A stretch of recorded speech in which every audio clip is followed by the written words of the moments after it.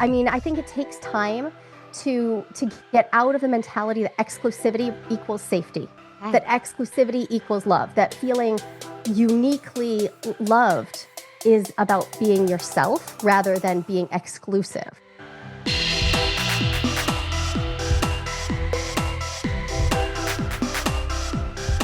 Hi, friends. Welcome back to Shut Up, Tell Me More. Well, buckle up, babes, because I have a spicy one for you today. My guest is Dr. Joli Hamilton, a relationship coach for couples who want to color outside the lines.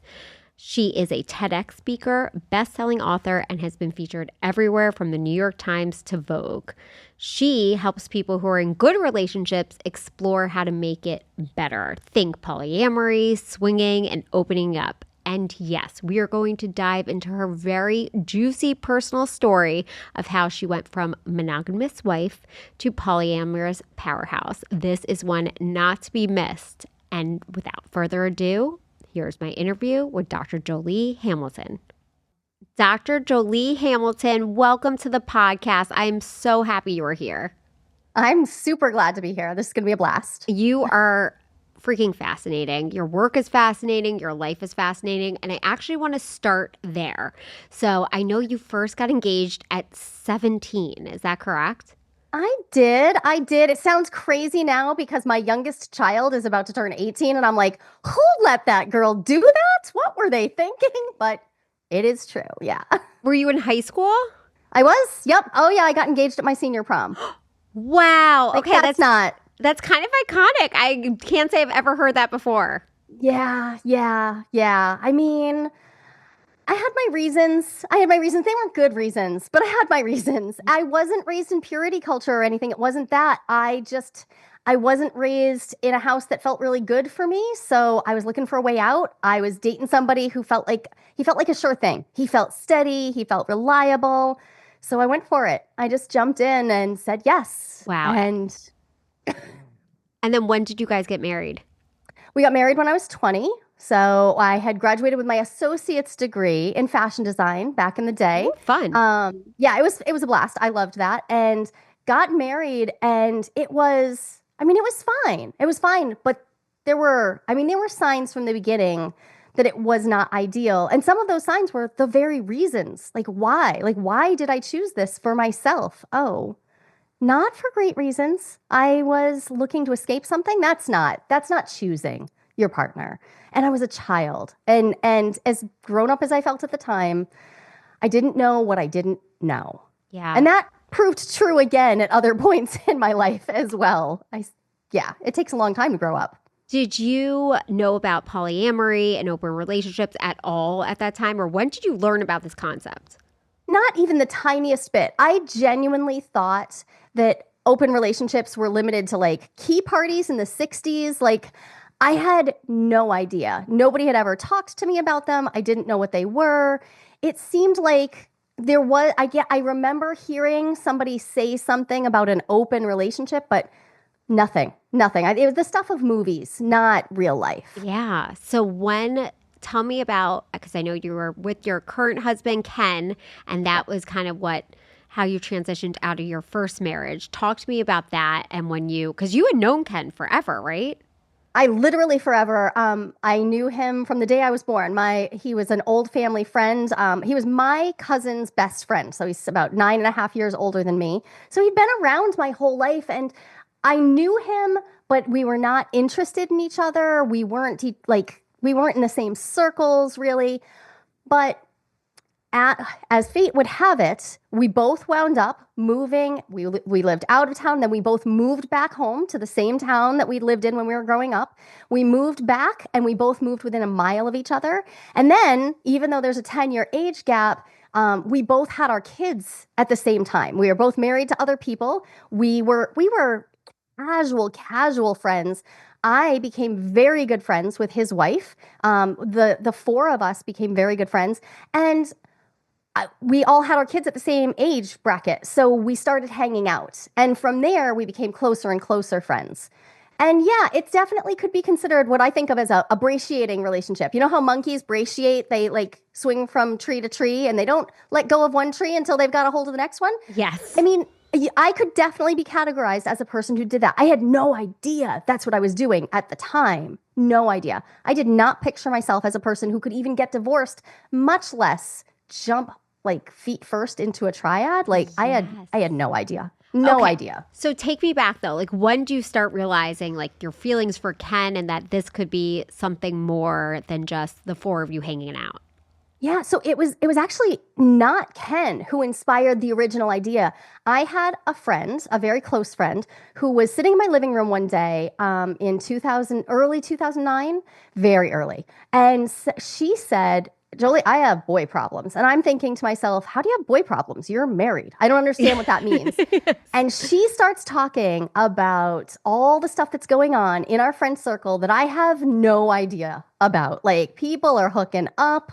There's all kinds of stuff happening behind the scenes. So I start hearing words like open relationship, consensual non-monogamy, polyamory, and I'm like, what is even happening? I'm Yeah. scanning the room. I'm like, what is going on? And the cool thing was immediately I had this resonance of like, oh, I didn't know people really did that. I thought that was just a trope. I thought it was a plot device that people wrote Yeah. into romanticides. I didn't know people did this. And now these were people I knew who were exploring and experimenting and doing what they can to figure it out. And it was so eye-opening. It was mind-blowing. So from there, it was a few months of sort of feeling my way through like what the heck is this and having some like super light conversations with my husband about our sex life had never been great. Or let's say it was great between the ages of 16 and 17. Yeah. And then it was pretty much done. Yeah. Um, that's a bummer. I'm the high desire partner in that relationship. It sucked to not Yeah. have what I wanted. And so I started talking about it like in the way that you do, like, but really casually, mostly talking about like, oh, this person's doing that. And did you hear about this party? But nothing came of it. And then as things do, I was just out with a bunch of my friends and we were dancing together and somebody shoves Ken over to me.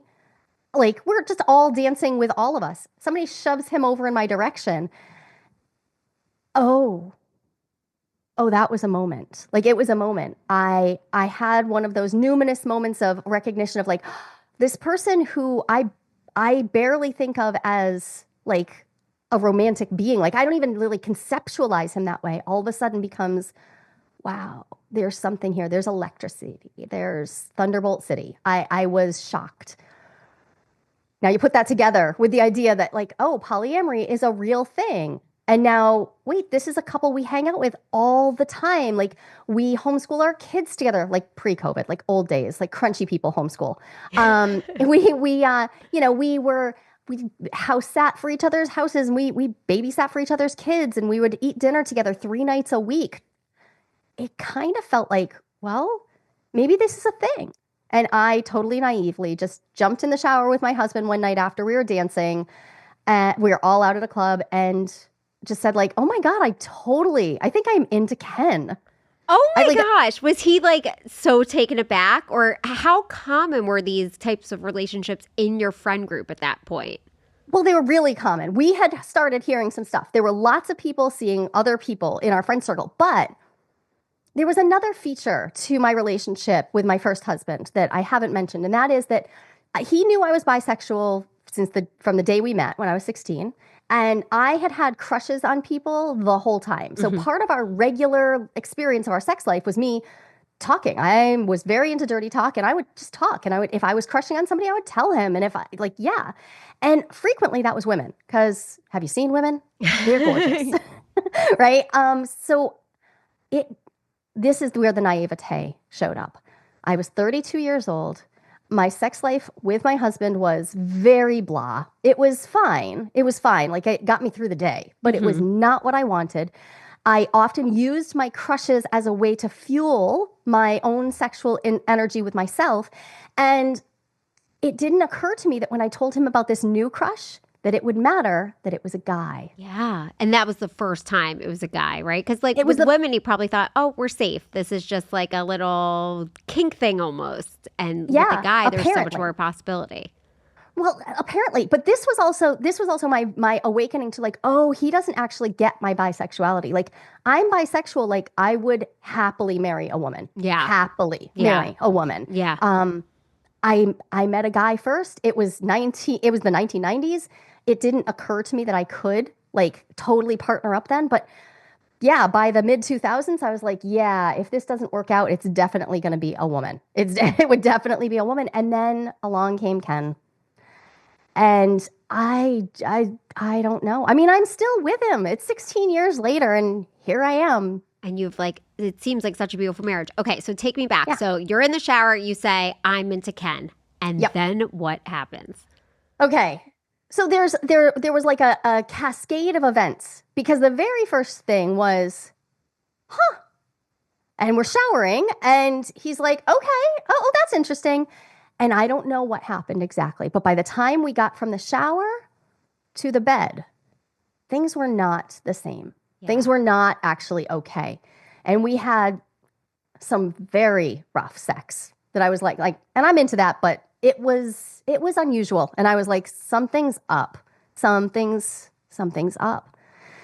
And yeah, everything started to fall apart. And knowing what I know now, I mean, everything about how I went about this was just, it was destined to be painful and difficult. I did not do this in a way I would ever recommend to anyone.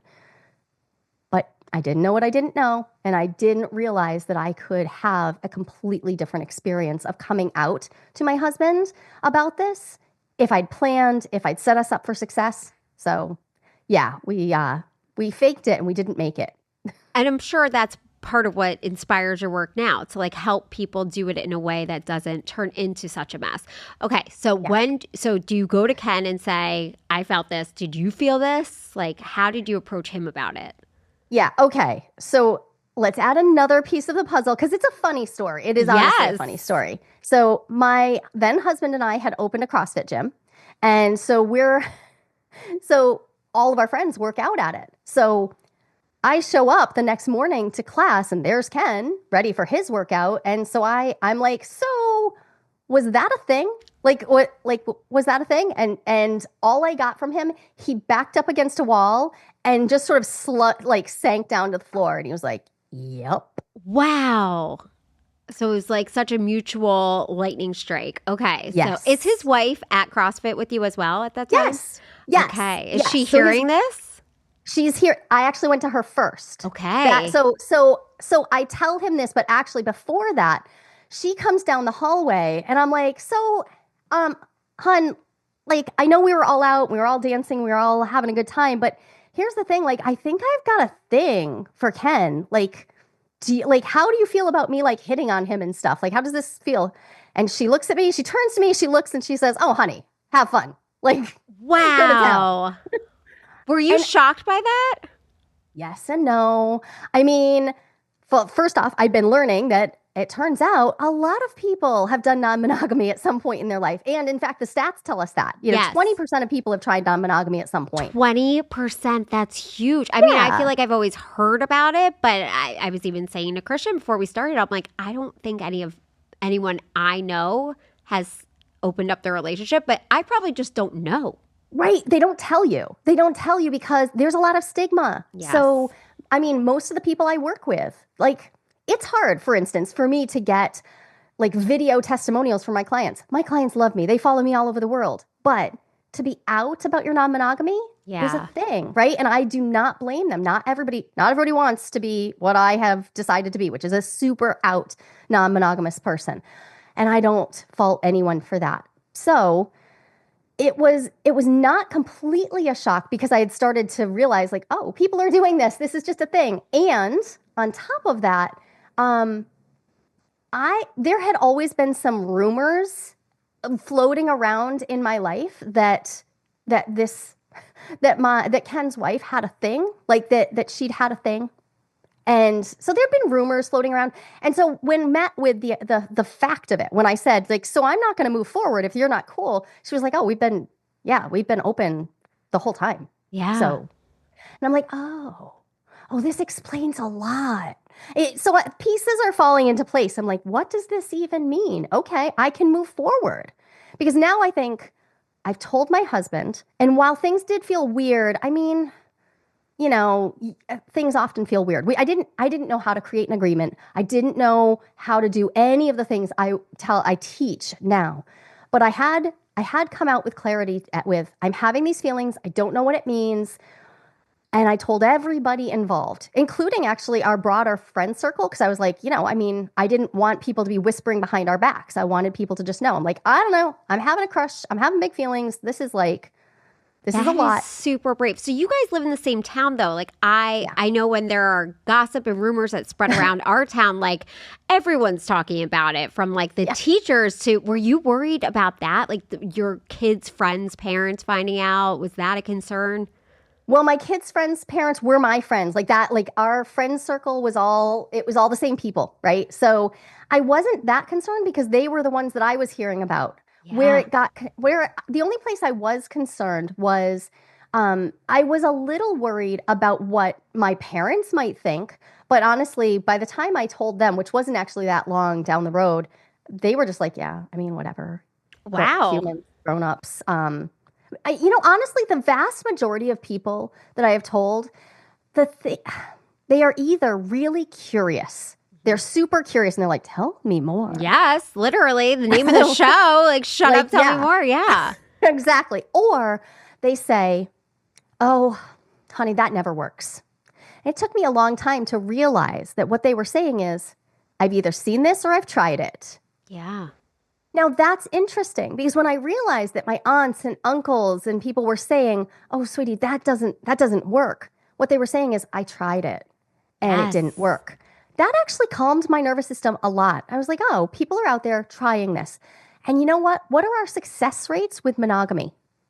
Not that great, to be Right. perfectly honest. So I didn't feel a lot of fear. I felt like, I'm not super happy in my monogamous relationship. Why wouldn't I try something else? I don't know what doesn't work. I Right. haven't tried it yet. So, yeah, that's just kind of the person I am. So do you think for Ken's wife there was any sort of fear that like this might turn into like even something bigger? Because Yeah. eventually, obviously, it did. So Eventually, obviously, it did. I mean, I'm married to him now. yes, So yes, yes. clearly, yeah. A thing that people often imagine when they hear this is that there was a situation where I get fingers pointed at me. I get people accusing me like you stole him. Well, first off, he's an autonomous human. I couldn't steal him if I tried, right? That's not a real way grown-ups interact. Second, this was a person who when my life started to blow up because my husband as soon as I started to get into like, hey, this I have actual feelings here. He was out 45 days into this exploration and he was like, I'm out. And he filed for divorce. Very Now, quickly. Okay. very quickly. And I don't blame him. I actually think that was great. I wouldn't want anyone to go through, I wouldn't want anyone to do something they didn't want to. And we had already been in a borderline violent situation. Mhm. So honestly, it was excellent that he was like, nope, this is my line, this is my edge. And we were out. But on the other side of that, so he leaves, and the very next thing that happens is we become a triad. I am asked to move into their house, not by Ken, but by his wife. I am asked to relate to both of them. Now, I don't think that happens. Like, I don't think that's a typical situation. I don't think that that is a thing most people would expect or necessarily even want. But this wasn't about her feeling like I'm taking anything. Like, she invited me in. Did she want to be in a relationship with you as well? Like an That's what intimate everything that is relationship? how we described it. That's how we discussed it. We discussed it as a relationship between three adults who wanted to share a life together. We started building a life together. Now, she and I did not have sex because she's not bi. So, but Yeah. that's not the defining feature of a relationship for me. I have lots of deeply meaningful relationships that don't have sex in them. So, that didn't worry me. And we did do all sorts of sensual things. I mean, we'd hot tub together and we'd rub each other's feet and give each other massages and things like that. So yeah, people will ask like, oh, did you have a real relationship? And I'm like, please do not tell me you're defining real relationship by whether you fucked. Right. That's such a spectrum. Yeah. right. So we began a relationship that was way more intense than I was ready for, probably than they were ready for as well, right? I didn't know what I didn't know about the inside of their relationship. So I didn't know what questions to ask. I didn't know about the phrase, for instance, couple privilege. What does that mean? Couples privilege is when we think about all of the privileges and rights that our culture, our society bestows upon the dyad, upon couples. All couples. I am in a couple right now. Like I have a visual couple. When I walk down the street with my husband, I am in a couple. When I file my taxes, I am in a couple. There are 1,187 laws and statutes on the US books that privilege being in a couple. We privilege couplehood. And inside of a couple, we tend to privilege it. And in fact, even our therapists will tend to tell us, like, you protect that couple bubble. You want to protect like the unit. And so if you're doing non-monogamy, if you're doing polyamory, if you're doing relationship anarchy, these are all different words we could use to describe different forms of non-monogamy. Well, we're intentionally bursting the couple bubble. Yeah. But then sometimes we panic and we want to use the rules, the old rules of like, but my couplehood comes first. We want to use those rules to help us get through the confusing times. But then now there's this other whole human who's interacting with us. And this is where things started to get really messy. I moved in with them, and then we all together actually bought the house that I owned. So things got, it got complicated. And I moved in with them, then they moved in with me. Yes, and finances come in. Also kids. How did you guys mesh your families together? Yeah, the kids were actually, this shocks most people, but the kids were the easiest part. Because these kids had already been raised together. I mean, I was present at the birth of all but one of my children, right? I was present at the birth of the children who I did not birth. Wow. We had already been raising our kids together. Yeah. So for the kids, it was just the experience of like, oh, so now now we're step siblings or something like that. Like they didn't know exactly what it was at first. It took a little time for us to figure out exactly what it would be. Like what's the functionality of this? Because again, like you're at the beginning of a relationship, but there was no actual functional change for them, like their experience. In fact, one of my kids, my middleest child, has been on my own podcast talking about their experience of growing up and being like, yeah, this was just life. Like, so you have more grown-ups who love you. Yeah. So it's truly the village. Did you all like share a bed? Like I'm trying to think like logistically how this all happens. People love the logistics questions. Yes. So we didn't all share a bed. For one thing, oh my God, Ken is basically a furnace. I cannot even imagine. That sounds horrifying. Yeah. That sounds awful. Way too much body heat. I have shared a bed with him with other people. And yeah, it's just way too much. I always wind up leaving. I'm like, babe, I will sleep on my own. Have fun. Like I'm good. I'm out. I don't like bed sharing very much. I can barely tolerate sharing a bed with one person. So that's just not my thing. But we overlapped in all sorts of things. Like we dated each other. Like she and I would go out and he and I would go out and they would go out and we would all go out together. And we had different interests and different things we did together. But we also, like we overlapped in all the ways that couples overlap, except there were three of us. And there is the complexity then of, well, what does that mean? Because not everybody's ready to come out at the same time. So where things really started to get hard for us was when I realized that she wasn't actually okay with us being publicly out. Mm-hmm. But I had already publicly come out. Like it was part of my divorce process. Everybody saw it. So it got really messy for me when she wanted me to go back in the closet, basically. And that was really, really hard. Like it was literally hard. I'm like, what kind of story do I have now? Like I live with you and we're just friends. Like how do we make sense of this? So that's where things really started to get messy. And it's why when I'm working with people now and I'm talking about the structure, a lot of people will say like, oh, I'm looking for my third. I'm looking for that perfect triad. I'm like, that's great. You go ahead. You get to look for anything you want. But remember, we're talking about a whole autonomous human Yeah. that needs to be Yeah. treated with their full humanity. They are not an addition. They are a whole person. So we have to reconfigure everything to really account for, okay, what needs to happen, what needs to change. That makes so much sense. Okay, so when it starts going awry because she does not want to be out, you are out, what takes you to the step of you end up with Ken, she is not in the Yeah. triad anymore? Well, that was a little interesting for me because I wasn't in their relationship. What happened first was my mother was dying, and she lived next door to us, and she went through there was a really traumatic experience, and she wound up in a coma for a month, and I was traveling to provide her medical care. She lived next door, but she was in a hospital 2 hours away, and during that period of time, my relationship with her, just with my female partner, just really broke down. She wasn't able to be there for me. She was not able to be supportive of the fact that I was going through a huge loss, and that was not okay with me. Like I felt completely broken over this, and so we basically broke up. Like our romantic connection broke up. And as our romantic connection broke up, we started talking about, like, so what does that mean? What does that mean for us as a group? And I was going through a death process and then a moving through life, like, and trying to figure out what happens next process. And so we reconfigured. Now, like, okay, I'm her friend and I'm his lover. How does this work? And we actually made it another year. But in the meantime, they had their romantic relationship to deal with. And after, it was about another 8 months, 9 months, she filed for divorce. And that actually didn't have any, like, I couldn't do anything about that. It didn't, like, because there was no legal marriage for us, like, it didn't touch me. So if you want to know the juicy details on that, you'd have to talk to Ken. Yeah. But Did that people left, blame you for their divorce?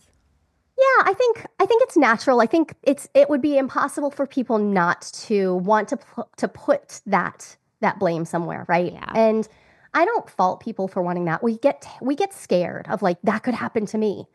But in reality, nobody else was on the inside of this experience. Nobody else knows how much give and take there was, and how much trying there was, and how much we all said, like, we want this bigger family. And then we have to figure out, okay, so what do we build this on? What are our shared values? What are our agreements? How do we function together? And it turned out that she and I didn't actually want the same grown up life. And now, many years later, I look at the way she lives her life and the way I live mine. I'm like, oh yeah, we were never going to make it long term as partners. Whereas Ken and I are incredibly aligned. I mean, anybody who's listened to our podcast would say, like, yeah, those are two very aligned humans. Yes. So it wasn't just a direct next step. What happened was they wound up divorced, and then she lived with us for a while longer. And then eventually she moved out. And after she moved out, he and I we had separate bedrooms. We didn't really know what was going to happen. Like, we were staying together. We were raising our kids together. Everything was proceeding. We had a business together. Because, once you open one CrossFit, then you open another one. So I opened a second one. Okay, Yeah. by the way, I have to ask, is there something with CrossFit? Like, I have heard Yes. there's yeah, okay, tell me. Like, it kind of becomes like a very, not incestual isn't the right word, but a very. No, it's kind of the right word, though. Okay, A so little bit. tell me, this happens often where there's a lot of partners switching at CrossFit. I don't know anybody who I knew back in the day who was running. I do not own a box anymore, but I don't know anybody from back in those days who's still with their original partner. Yes. I don't know nobody.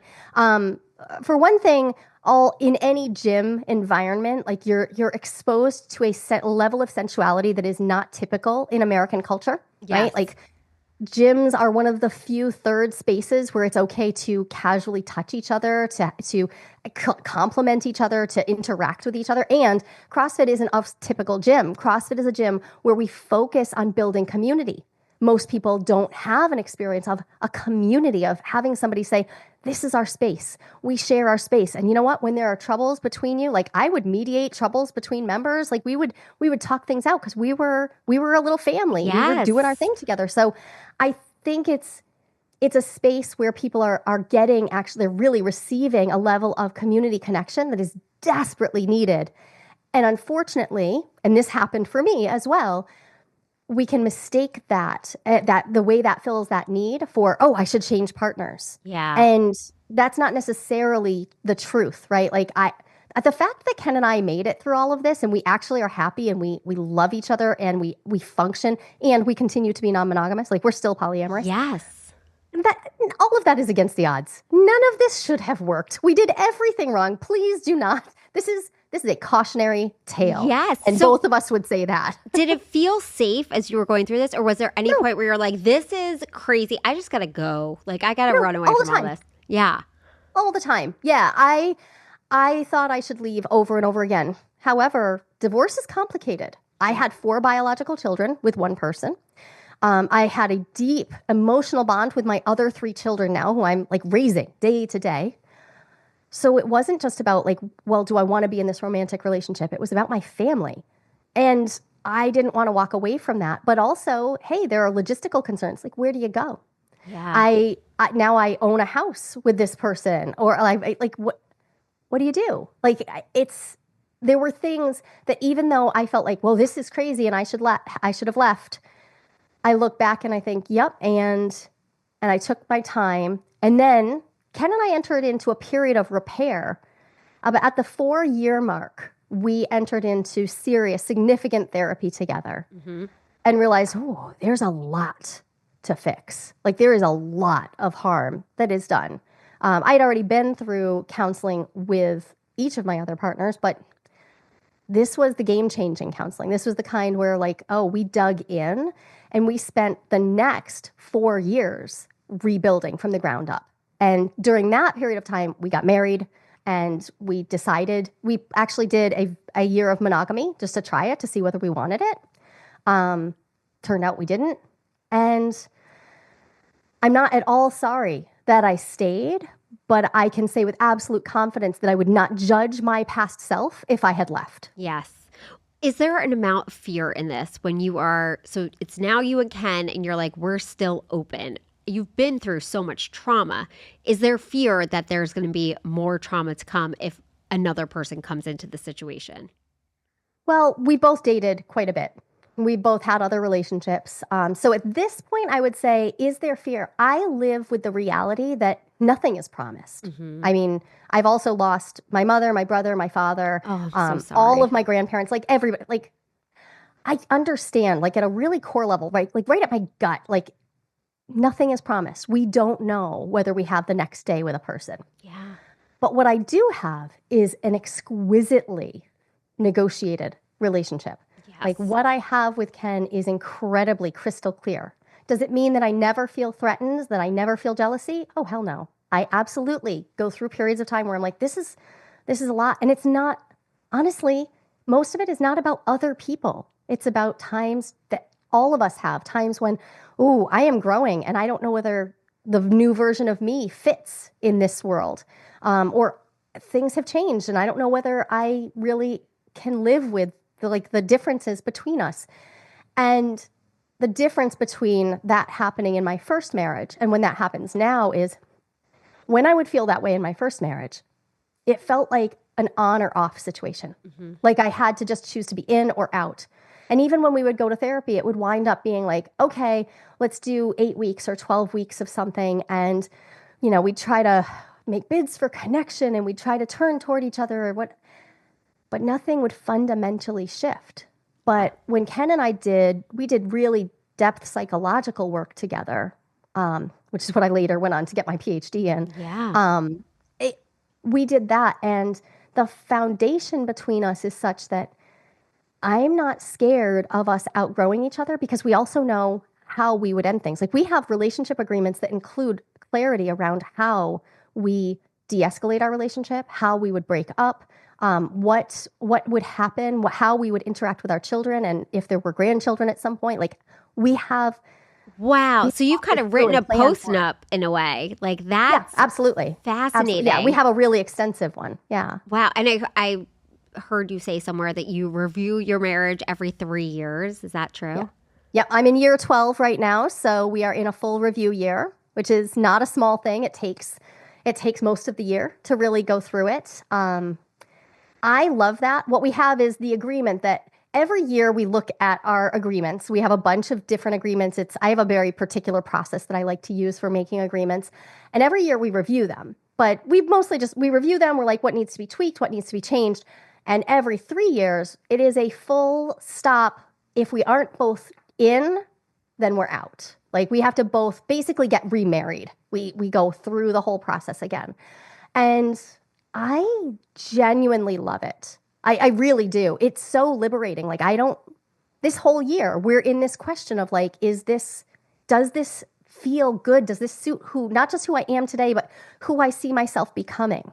And if I want, it's not about on or off. Again, it's about, okay, is there stuff I want to negotiate about? Is there stuff I really need to dig into? Do we need to go back and do a little bit of therapy? Do we need to like get into this with a third party to hold us? Or like, I mean, we could renegotiate to close our relationship. We could renegotiate to move across the country, across the world, whatever. But having that built into our relationship leaves me in a spot where I am never worried that I am just stuck. Yeah. I'm not stuck. And I am never worried that he's just settling. That man says to me every single morning, I choose you, I choose me, let's do this together. And I know he means it. It seems like Ken, to me, is so emotionally advanced in a way. Like this lifestyle. Oh my God, he would laugh so hard. He does. Listening to your podcast, I mean, he really is. Is this lifestyle something that anyone could do? Or do you really have to have such a level of self-awareness, emotional capability, emotional openness to get through it? Okay, so here's what I would say. And I would say this if he were standing here. Ken was a demo and rebuild project for me. And I have known him literally my entire life. Ken, like, idolized Spock on Star Trek. Okay. Ken has massive, like, autism tendencies. Like, and he would own all of this. And he was not a feminist when I first started engaging with him. He was not emotionally aware. No. He learned this because its bottom line requirement for me is that someone continually be increasing their psychological and emotional awareness. So he did a ton of work on himself. Now, does it also make him an awesome boyfriend? Yeah, it does. A lot of other people have benefited from the work he has done, but I don't think he's the exception to the rule. I think he is the proof that you have to put in the effort. And if you even listen to our podcast from the beginning to now, you can hear his evolution. You can hear mine too, but I also spent the last 14 years in graduate school. Yeah. Of course you hear my evolution, but Ken's been doing this from the inside out. He's been like pulling his emotional bootstraps up, and he is now one of the most, he's anti-misogynist, actively anti-misogynist, and he can speak to that. He's anti-racist, and he can speak to that. Like he's practicing, he's doing what he says he's going to do. And when he's called out or called in on it, he shows up to the damn conversation. He shows up. I do want to touch on something that you said. It makes him a good boyfriend. So whenever you hear about a situation, you put yourself into it.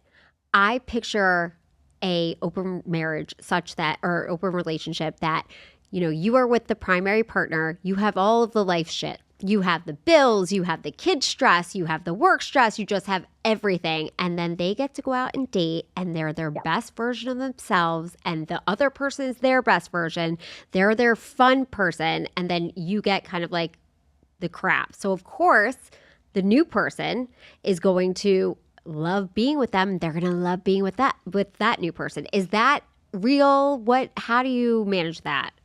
It is a real thing. It is a real thing. I think it would be foolish to pretend like that doesn't happen. I often hear people who are non-monogamous refer to it as like, oh, you get the vacation version of this person. Yes.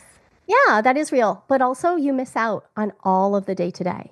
Now, and by the way, this isn't the only form of non-monogamy. Like I actually loved living in a triad, and I would love to live in a constellation in my house again someday. We have a lot of children, and they are still growing out of the house, and so I don't have any open bedrooms this moment.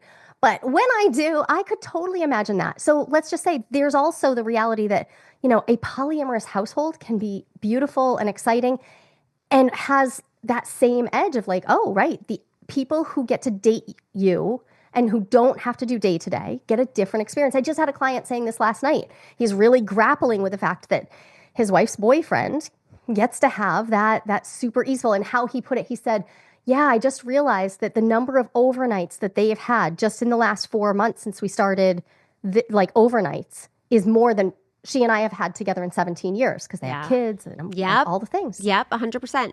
But what he said next was awesome. He said, but also, those are choices that we're making. Also, I could potentially shift this. Like it's causing him to question, like, wait, maybe I want to create more vacation time. Maybe I want to create more of that mood. And if I can't do that, maybe I want to take really seriously, yeah, but what do I get to, I get Sunday morning version of my wife. I get to experience the grieving version of my wife. I get to experience all of that depth. But we aren't taught to value that to the same degree. And it takes some maturity to value that and say, like, yeah, I get to love the toenail clipping part of you.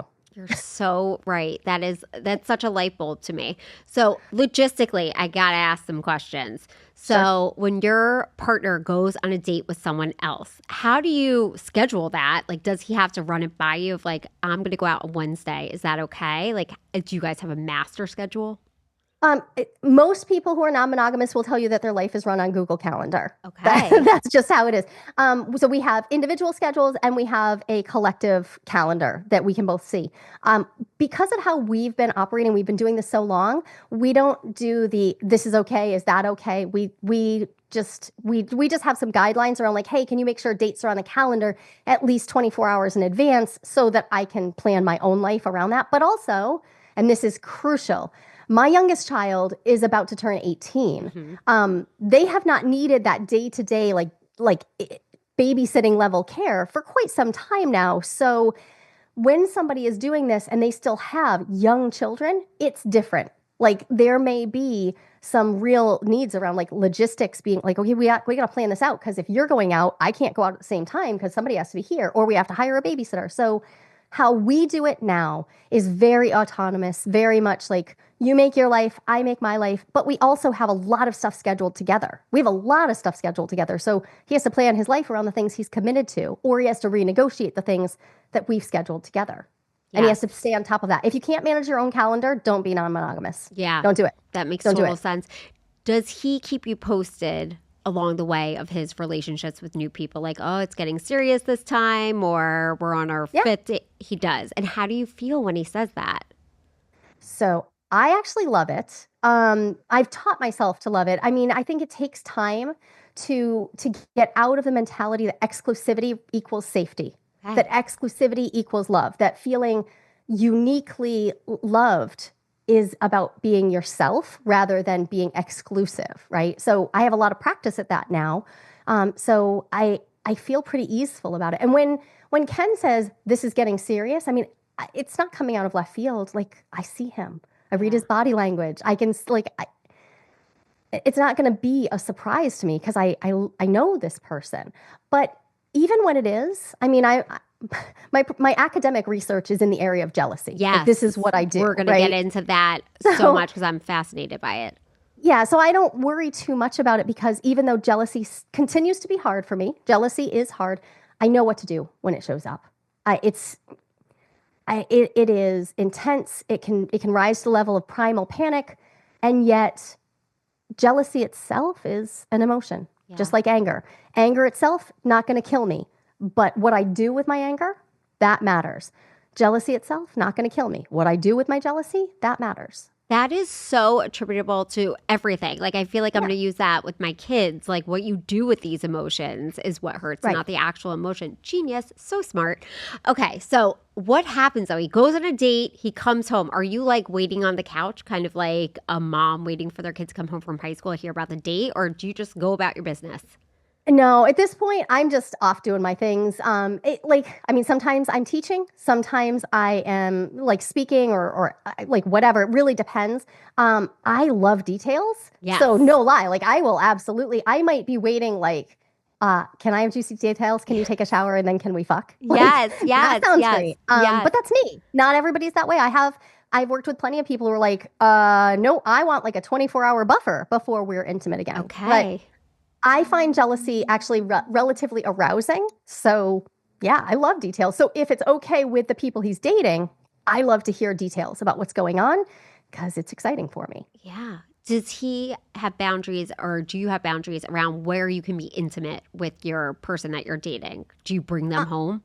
Well, now that our kids are older, that's an easier question, right? Like our kids are older, so I'm not worried about bringing like people into the house who I know and I trust. I mean, I wouldn't bring a hookup into my house because there are a lot of people who live here. I mean, my kids don't bring hookups into the house, but I don't mind if they bring their trusted partners here. Yeah. Like that's like we all live together. We're adults.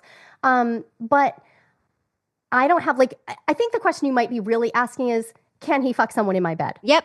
Yep. In my, Yep. Or yeah. even in your house in Yeah. general. Yeah, so we do have separate beds, so he doesn't have to, but he could. It really, that doesn't, again, like that doesn't bother me now. It like also remember, I started non-monogamy by moving in with a married couple. Yes. Yes. So True. I got a You like threw crash yourself course in. like, Yes. okay, I guess I got to get used to this. I hear that happening and I see them kissing and so I got a lot of exposure therapy to what that is. And I find it I'm also one of those people who I've never understood, like, not, for instance, not allowing your kids to have sex at home because, like, well, where else you want Okay. them to do it in God knows where? Like, This is something that came up in one of my interviews. I'm so interested to hear your take on this as a yeah. professional. Tell me. Yeah. So, as a certified sexuality educator, I would say I want my kids to be in a safe place where they feel like it would be safe to rescind consent and then still be safe where they have access to the things that they need.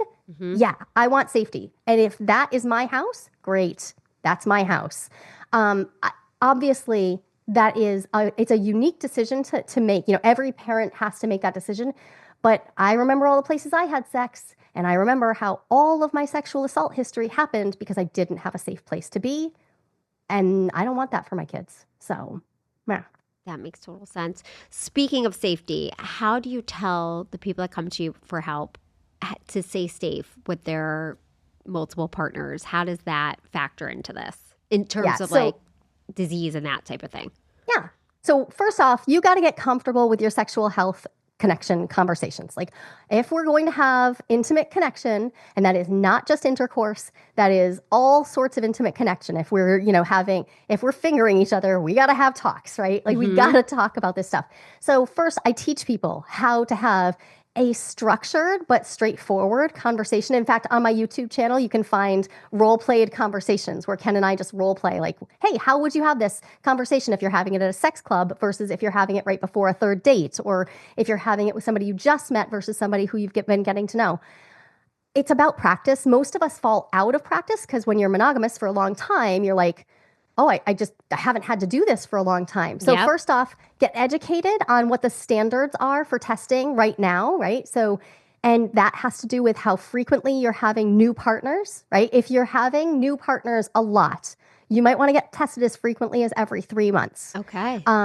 Typically, I don't have new partners that frequently, so I test twice a year, generally speaking, sometimes once a year. Like if I'm not dating anyone new and everybody else isn't dating anyone new, I might not need. So what I do is stay in constant conversation with people. And I teach people, like, make this a normal part of your updating of each other. So it's not just, oh, a condom broke and now I need to have this conversation. No, it's a typical thing. Hey, I just got tested. Here are my new results. Yeah. Even if they're all clear. Yeah, we just normalize it. And when a result is not all clear, oh, I'm sorry, that's a bummer. Do you need any help getting treated? Like, how can I support you while you get treated? What else can we do for fun while you're waiting for the antibiotics to work? How do you want to be supported? We have to destigmatize all of the STI conversations. Yes, that makes total sense. What about pregnancy? Is that a fear, and how do you cope with that?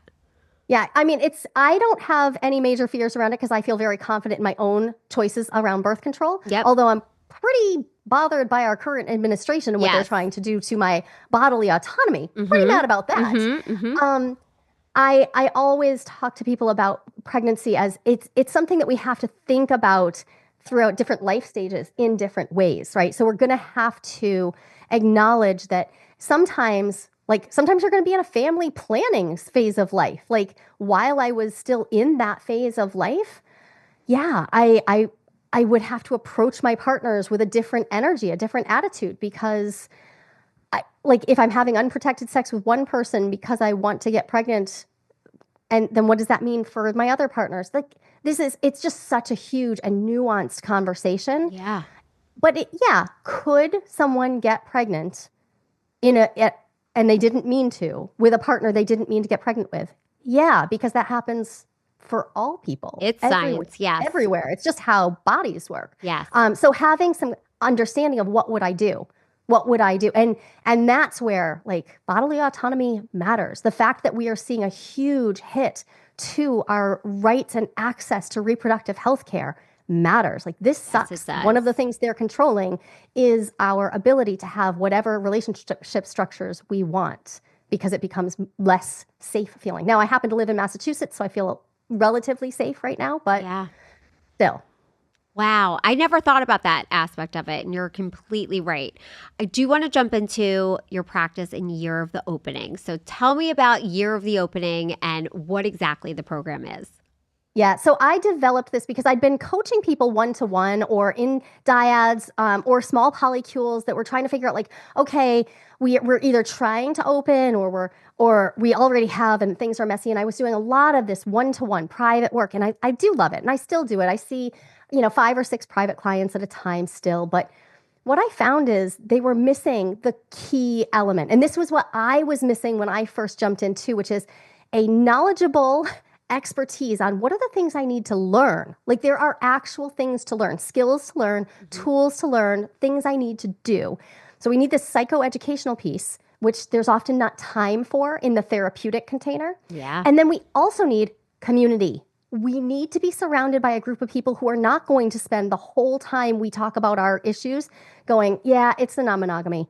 You wouldn't have to feel this. Just be monogamous. Just be monogamous. Like that's not helpful while somebody is trying to figure out how to do this well and how to actually meet their needs.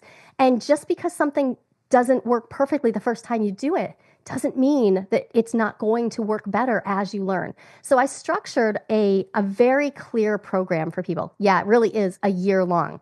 In the Year of Opening, we spend a year in a small group. Your cohort is 20 people or less, and we get right into the educational material. I take you through a very extensive, very well-tested curriculum, and at the same time, you get to share what's going on for you. How is this working? How is it not working? And then you have the broader community. I've taken 200 people through this process in the Year of Opening. We're enrolling our 13th cohort right now. Like it is so different to know that you can turn to somebody else and say, jealousy's kicking my ass today. Yes.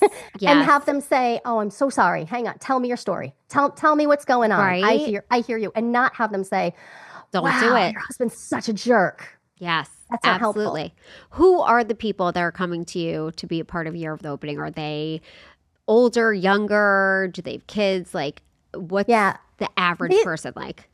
They tend to be between 35 and 55, but we have people as old as 76 in the program, and we've had people as young as 23 in the program. Wow. So yeah, it's really all over the place. I have a lot of couples, but not just couples. We've also had triads, quads, and one of my favorite things, people who are jumping in solo. They're like, I know I want this for me. I want to be able to do this well. So I'm not going to wait to be in a particular partnership. I'm going to learn for myself. How do I do this well? They tend to be professionals. They tend to be people who, I like to say, if you're type A and you want to be non-monogamous, I am your girl. Yeah. I am your girl. I got my PhD to be able to do this. Like I professionally study jealousy so that I can do this.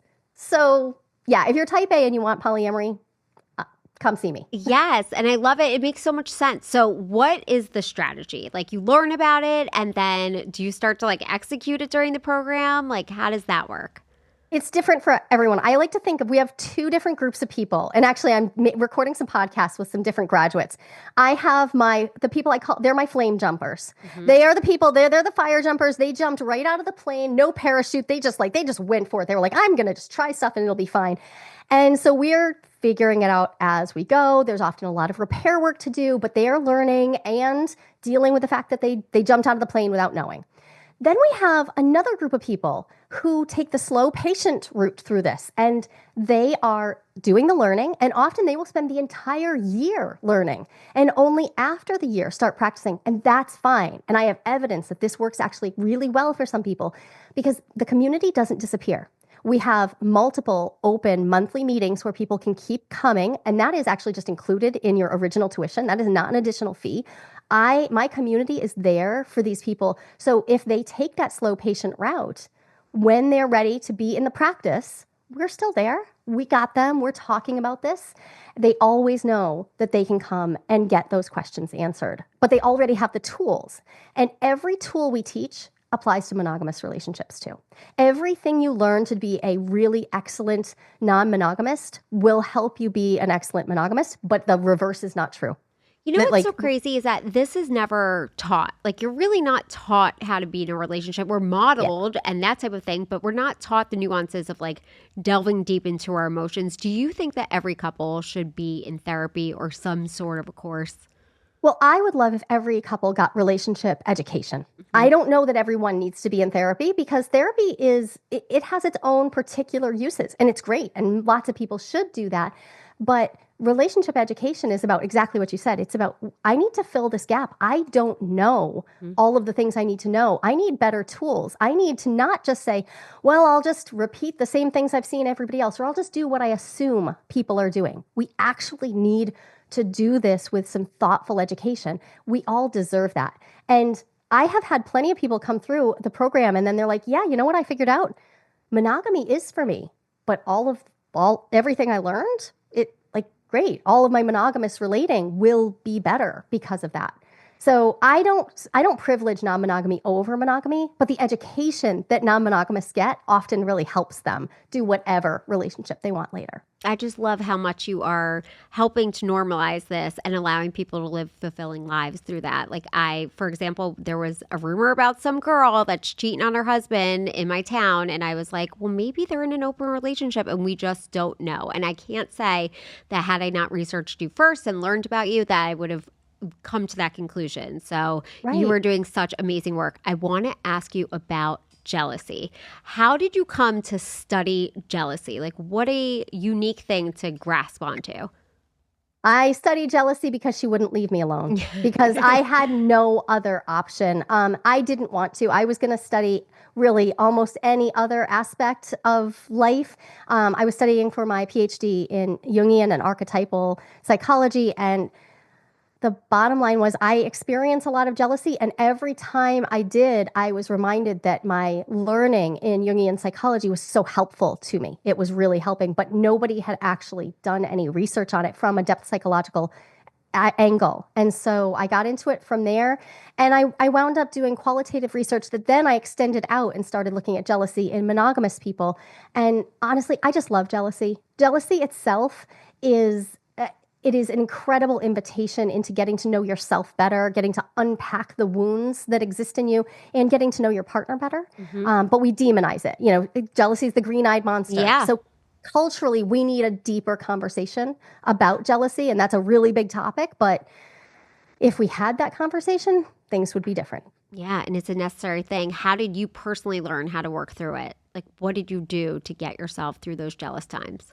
I mean, there were a lot of things. I mean, a bunch of somatic work. So being able to sit with sensations in my body, being able to regulate my nervous system. Those are two big things. But I also did 7 years of Jungian analysis and dug into the depths of what jealousy was saying to me about my worth in relationships.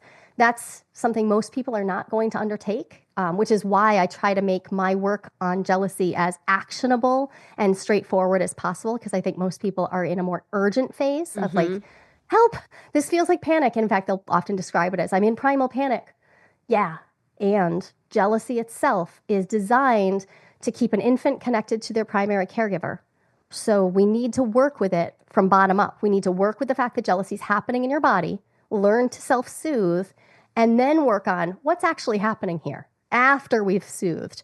what's actually happening. Do I need clearer agreements? Do I need to get explicit about things? Like, my agreements help me really stay out of the darkest places of jealousy. I understand what my agreements are. I understand what my expectations are. And my partners understand how to negotiate and renegotiate with me. Yeah. So I feel pretty safe.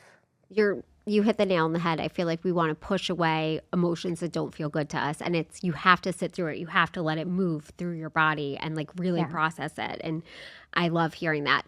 I do want to ask you a quick hot take. It's a very loaded question, but sure. Inequity in desire. That is something that I think so many women around my age and men around my age are dealing with that. There's hormonal changes that weigh into it. There's marital factors. I heard that you said that there is one conversation that you can have to help with that. What is that conversation? Yeah. If you're experiencing desire mismatch, a lot of people will say, like, they want more sex. She wants more sex. They want less sex, or like whatever.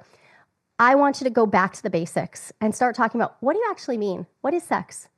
What is sex? What are we talking about? Or if you're using that euphemistic word, intimacy, our intimacy doesn't align. What does that mean? How do you feel it? I actually have a worksheet that will walk people through that.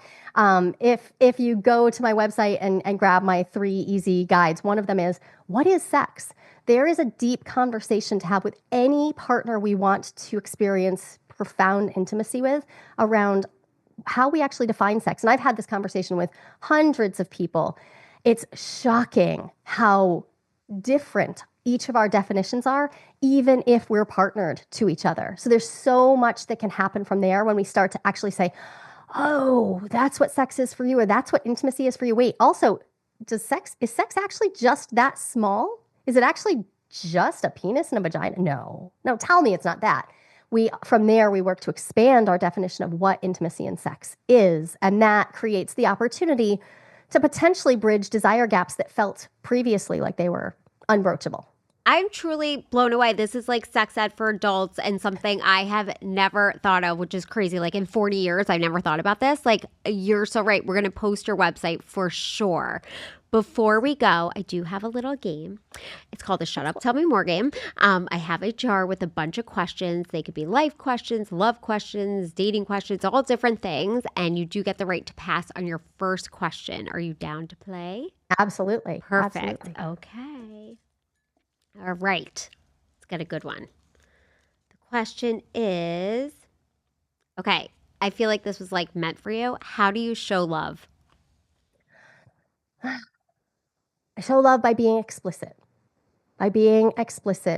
about my needs, my wants, my bottom lines, my boundaries, and by holding steady when my partners share theirs with me, even if they're not things I can provide. I love that. That's profound. It really is. If someone is interested in opening up their relationship, how can they find out more about you? How can they even see if it's right for them? You can absolutely, find me. Come find me. Join me.